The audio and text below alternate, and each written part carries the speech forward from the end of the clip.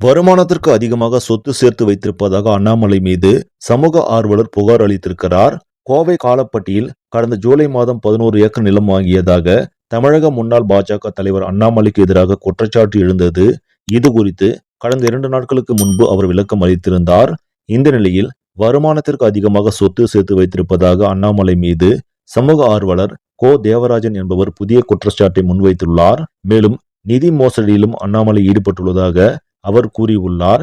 இது தொடர்பாக சென்னை காவல்துறை ஆணையர் அலுவலகத்தில் தேவராஜன் புகார் அளித்திருக்கிறார்.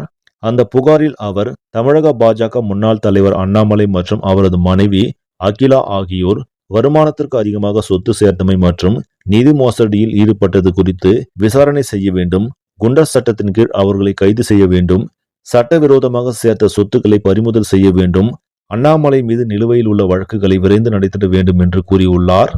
தமிழக பாஜக முன்னாள் தலைவர் அண்ணாமலை மீது சமூக ஆர்வலர் ஒருவர் இத்தகைய புகார் மனு கொடுத்திருப்பது பாஜகவினர் மத்தியில் பரபரப்பை ஏற்படுத்தியுள்ளது. இந்த செய்தி உங்களுக்கு பிடிச்சிருந்தால் லைக் பண்ணுங்க, ஷேர் பண்ணுங்க. மேலும் இது போன்ற முக்கிய செய்திகளை உடனுக்குடன் நீங்கள் தெரிந்து கொள்ள இந்த சேனலை சப்ஸ்கிரைப் பண்ணுங்க. நன்றி.